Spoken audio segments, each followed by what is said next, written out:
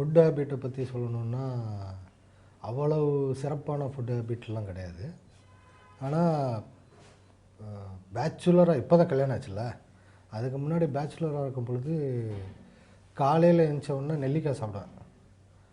அப்புறம் ஹாட் வாட்டரில் ஹனி சாப்பிடுவேன். அது சாப்பிட்டு ஆரம்பித்ததுக்கப்புறம் தான் நான் நடுவில் கொஞ்சம் பக்கத்து காலத்துலேயே கொஞ்சம் குண்டாக தான் இருப்பேன். அதுக்கப்புறம் அந்த தேவையில்லாத ஃபேட்டு அதுவும் பெரிய எக்ஸசைஸ்லாம் கிடையாது. பாண்டியன் மாஸ்டர்கிட்ட வந்து சிலம்பம் போனேன் ஒரு 6 மாதம். அவர்கிட்ட கற்றுக்கிட்டது தான். அப்புறம் ஷூட்டிங்னால் தொடர்ந்து போக முடியல. அப்புறம் ஸ்விம்மிங் போவேன். ஸோ இவ்வளோ தான். இந்த விஷயந்தான் அதுவும் ரெகுலராக பண்ணதில்லை. பட் அது வந்து இந்த ஃபுட்டு வந்து அந்த இடத்துல போய் நிப்பாட்டுது. பேட் ஹேபிட் அப்படின்னா காலையில் மோஸ்ட்லி சாப்பிட மாட்டேன். பேச்சுலராக இருக்கும்பொழுது அந்த பிரேக்ஃபாஸ்ட்டை ஸ்கிப் பண்ணுறது, அப்புறம் டைமுக்கு சாப்பிட்றதில்ல. ஆனால் சாப்பிடும்பொழுது வச்சு செய்கிறது. ஆனால் அந்த ரெகுலர் இன்டர்வலில் தூங்குறதில்ல, சாப்பிட்றதில்ல. இதெல்லாமே ஹேபிட்டு, தப்பான ஹேபிட்டு. அதனால் என்ன ஆச்சுன்னா ஒரு பாயிண்டில் வாய்ப்புண்ணு வந்து அது வந்து ஃபுல் டைம் அல்சராக மாறி ஒரு 10-15 நாள் ரொம்ப கஷ்டப்பட்டேன். அப்போ கேமராமேன் பிரேமு அவங்க ஒய்ஃப் தானே அவங்க வீட்டில் போய் ஸ்டே பண்ணி அவங்க ஹெல்ப் பண்ணி தான் அவங்க தான் அப்பா மாற்றி நெய் கொடுத்தாப்புல. அப்புறம் மணத்தக்காளி கீரை விதையும் அந்த ஜூஸும் அப்புறம் இளநீ, இந்த 3 தான். அதுவும் தனாலாம் சொல்லணும், அவ்வளோ வேலை பார்த்து எந்திப்பேன், ஃப்ரிட்ஜில் இருக்கும், எடுத்து சாப்பிடுவேன், தூங்கிடுவேன். அவ்வளோ டயர்ட் ஆகிடுச்சு. ஸோ அந்த மாதிரி ஒரு நிலமையெல்லாம் போச்சு. அதுக்கப்புறம் கல்யாணம் ஆகிடுச்சு. இனிமேல் அந்த நிலமை வராதுன்னு நினைக்கிறேன். உங்களை பற்றி சொல்லுங்கள். நானும் ஃபஸ்ட்டு பிரேக்ஃபாஸ்ட் சாப்பிட மாட்டேன். காலேஜ் போகும்போதெல்லாம் நிறைய திட்டு விழும். அம்மா திட்டுவாங்க, அப்பா திட்டுவாங்க, அந்த மாதிரி சொல்லிகிட்டே இருப்பாங்க, என்ன நீ பிரேக்ஃபாஸ்ட் சாப்பிடலன்ட்டு. அதுக்கப்புறம் ஒரு பாயிண்ட்டுக்கு அப்புறம் எனக்கும் அல்சர் இருந்தது. வேலைக்கு போகும்போது கட்டாயம் பிரேக்ஃபாஸ்ட் சாப்பிடணும், அட்லீஸ்ட் ஒரு 2 இட்லி அது சாப்பிட்டு தான் போகணும் அப்படின்னு ஒரு இது வச்சதுக்கப்புறம் நான் கொஞ்சம் ரெகுலர் ஆகிடுச்சு. அதனால் இப்போ பிரச்சனை இல்லை.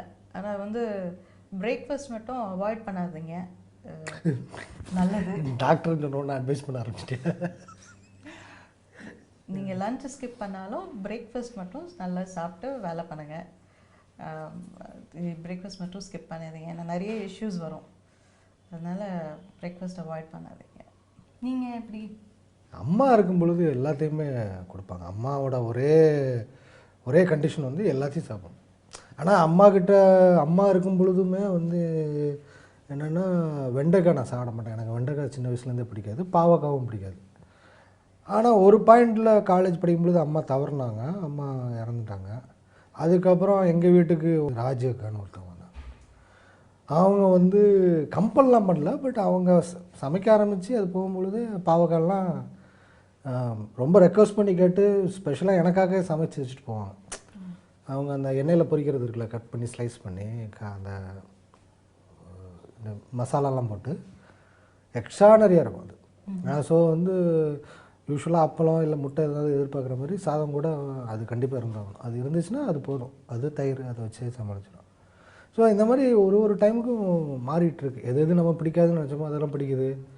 பட்டு பிறந்ததுலேருந்து இப்போ வரைக்கும் அப்படி ஃபுட்டில் வந்து ரொம்ப சந்தோஷமான விஷயமா இருக்குன்னா அது வந்து ஸ்வீட், சாக்லேட், ஐஸ்கிரீம்.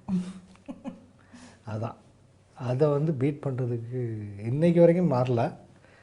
ஹோப்ஃபுல்லி இன்றைக்கும் மாறாமல் இருக்கணும்னு ஆசைப்பட்றேன். உங்களுக்கு பிடிக்காத விஷயம் என்ன ஃபுட்டில் அப்படி ஒன்றுமே கிடையாது. என்னென்னா பசி தீரணும். எனக்கு வந்து ஃபுட்டு வேஸ்ட் பண்ணக்கூடாது. அது ஃபுட்டு இல்லாமல் கூட இருக்கலாம், பட்னியில் கூட இருக்கலாம், ஆனால் ஃபுட்டை வேஸ்ட் பண்ணவே கூடாது. ஸோ அதுக்காக நிறைய அந்த மாதிரி பண்ணியிருக்கேன். ஸோ எதுவுமே நல்லா இருந்துச்சுன்னா சந்தோஷமாக விரும்பி சாப்பிடலாம். நல்லா இல்லை, லைட்டாக உப்பு அதிகமாக இருக்குது, இல்லை காரம் கம்மியாக இருக்குது, இல்லை வந்து உப்பு சப்பே இல்லாமல் இருக்குன்னா கூட அதை சாப்பிட்டு முடிச்சிடுவேன். அதை என்ஜாய் பண்ண மாட்டேன்னா இல்லையோ அந்த வேலையை முடிச்சிடுவேன். ஸோ அதுதான் என் பிரின்சிபிள். நல்லா இருந்துச்சுன்னா சந்தோஷமாக என்ஜாய் பண்ணி சாப்பிடணும். அது சாப்பிட்ற விதத்திலே தெரியும். ஒரு 3 தோசை சாப்பிட்ற இடத்துல 6 தோசை சாப்பிடுவான். அந்த சட்னிக்காக 2 தோசை கூட சாப்பிடுவான்.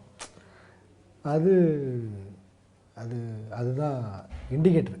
ஸோ அதனால் பிடிக்கலைன்னா அந்த ஒரு 3 தோசையோட நிப்பாட்டிட்டு போயிடும், அவ்வளோதான். சரி, உங்கள் அம்மா சமைச்சதில் உங்களுக்கு ஃபேவரட்டான டிஷ் என்ன இருக்கும்? எங்கள் அம்மா வந்து எப்படின்னா, நார்மலாக வீட்டில் சமைக்கும் பொழுது அது ரொம்ப கேர்லெஸ்ஸாக ரொம்ப இதுவாக தான் சமைப்பாங்க. பசங்க தானே, எதை போட்டாலும் சாப்பிடுவானுங்க, சாப்பிட்டு தான் ஆகணும், அப்படி தான் சமைப்பாங்க. ஆனால் ரிலேட்டிவ்ஸ் வரும்பொழுது அவங்க அந்த மட்டனு சிக்கனு இந்த மாதிரி ஸ்பெஷலாக அவங்க ஐட்டம்லாம் சமைக்கும் பொழுது அம்மாவுக்கு இது நம்மளாம் சமைக்க வருமா, இப்படிலாம் அம்மா சமைப்பாங்களா அப்படிங்கிற மாதிரி ஷாக்கெல்லாம் ஆகும் நாங்கள். ஆனால் அந்த கேர் எடுத்து இது வந்து எப்படி இம்ப்ரெஸ் பண்ணிடணும், வந்தவங்க நல்லா சாப்பிட்ணும் அப்படிங்கிற ஒரு இது பண்ணுவாங்க. அதனால தான் என்னமோ எப்படி இருந்தாலும் நாங்கள் சாப்பிட்றோம். அதனால் நல்லா தான் இருந்தால் தான் சாப்பிடுவோம். இல்லை அந்த தட்டை தூக்கி எறிகிறது அதெல்லாம் வாய்ப்பே கிடையாது. எங்கள் வீட்டிலலாம் தட்டில் கை வச்சா சாப்பிட்றதுக்கு மட்டும்தான் வைக்கணும், தூக்கி எறியதுக்கெலாம் வாய்ப்பே கிடையாது. அதே மாதிரி எங்கள் அம்மா சொல்லுவாங்க, ஸ்பூனில் சாப்பிட்றது ஃபோர்க்கில் சாப்பிட்றத விட கையில் நம்ம சாப்பிட்றது வந்து அது நிறைய விஷயத்தில் நமக்கு ஹெல்ப் ஆகும். எப்படின்னா அது என்ன சூட்டில் இருக்குது, அந்த டெக்ஸ்டரை நம்ம ஃபீல் பண்ணுறோம்ல. ஸோ அது ஒரு விஷயத்தை தொடும் பொழுது அப்போ நம்ம சென்ஸுக்கு வந்து அது உள்ளே போய் ரெஜிஸ்டர் ஆகும், சூடாக இருக்குன்னு நமக்கு தெரியும். ஸோ எப்போவுமே ஃபுட்டுக்கு மேலே வந்து மிகப்பெரிய ரெஸ்பெக்ட் இருக்குது. ஏன்னா அது சும்மா நம்ம பிளேட்டில் வந்து உட்காரல. ஸோ அதனால் வந்து எப்போவுமே பிடிக்கலைனாலுமே சாப்பிட்டுக்கணும், அதுதான் விஷயம். ஸோ இன்னொரு விஷயம் என்னென்னா, இப்போ ஷூட்டிங் போகும்பொழுது நமக்கு விருப்பப்படாமலே ஒரு இடத்துக்கு போவோம், அங்கே இருக்கிற பெஸ்ட்டு ஐட்டம்லாம் சாப்பிட முடியும். அப்போது வந்து நான் மகாநலில் வந்து கேமராமேன் தாசன் நடிச்சிருந்தார், அருள்தாசன். அவருலாம் பயங்கர ஃபுட்டு வெறியர். எப்போ பார்த்தாலுமே ஃபுட்டை பற்றி பேசிகிட்டு இருப்பார். அவர் வந்து அதில் வந்து சந்தோஷமாக பண்ணுவார். அது ஒரு இடத்துக்கு போகிறது, ஒரு இடத்துக்கு போகும்பொழுது அங்கே என்ன ஸ்பெஷலாக இருக்குங்கிறத முன்னாடியே தெரிஞ்சு வச்சுப்பார்.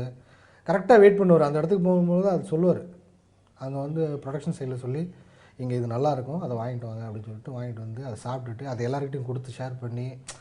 ஸோ ஷூட்டிங் போகிறதுல வந்து இது ஒரு பெரிய ப்ளஸ்ஸு. நான் ரொம்ப நாளாக சென்னையில் தான் இருக்கேன். சென்னையில் வந்து பாரிஸில் வந்து அந்த பர்மா ஃபுட்டு அத்தோ சாப்பிட்ணுன்னு இருந்தால் முடியல. இப்போ மாயவன் ஷூட்டிங் அந்த பாரிஸில் போய் நைட் ஷூட் பண்ணுறோம். கேரவனில் சாப்பாடு இருக்குது. ஆனால் அசோசியேட் வந்து கூப்பிட்றாரு, சார் இங்கே அத்தோ கடைக்கு வாங்க சார், செம்ம கடைக்கு கூப்பிட்டு போகிறோன்னு சொல்லிட்டு நாங்கள் 2 பேரும் மட்டும் அப்படியே போயிட்டு ஒரு 1 ஹவர் ரிலாக்ஸாக நின்று சாப்பிட்டுட்டு அந்த முட்டை இதெல்லாம் வந்து சாப்பிட்டுட்டு அத்தோ சாப்பிட்டுட்டு ரிலாக்ஸாக பேசிவிட்டு அங்கே வந்து ஒரு ஐஸ்கிரீம் தான் ஜூஸ் ஷாப் வந்து அங்கே போயிட்டு ஜூஸ் சாப்பிட்டுட்டு 1 ஹவர் கழிச்சு தான் வந்தோம். இங்கே எல்லோரும் வந்து என்னங்க ஃபுட்டு இருக்குது, எங்கே போனீங்கன்னா, இல்லை சும்மா வாக்கிங் போயிட்டு வந்தோம் அப்படியே விட்டுட்டு வந்தாச்சு. ஸோ ஷூட்டிங் போகிறதுல இது ஒரு பெரிய ப்ளஸ்ஸு. அந்தந்த இடத்துக்கு போயிட்டு பண்ணிட்டு வர்றது. சக்தி மசாலா செம டேஸ்ட் ஸ்டார் சமையலில் பக்ஸு, அவங்க ஒய்ஃப் சுனிதா. இவங்க சுனிதா வந்து என்ன பண்ணீங்க, கீமா மேத்தி கூரா, அது வந்து ஆந்திரா டிஷ்ஷு, அது மட்டன் வச்சு பண்ணாங்க. அதை வந்து நீங்கள் பார்த்தீங்க. ஸோ ஆக்சுவலாக இதை பண்ணுறதுக்கு இந்த ப்ரோக்ராமில் பார்ட்டிசிபேட் பண்ணும்பொழுது தான் எனக்கே தெரியும் இதெல்லாம் பண்ண தெரியுங்க. ஸோ இன்னொரு சாப்டர் ஆரம்பிக்குது எங்களுக்குள்ள. இந்த ப்ரோக்ராமில் பார்ட்டிசிபேட் பண்ணது ரொம்ப சந்தோஷமாக இருக்குது. நன்றி, வணக்கம். நன்றி, வணக்கம்.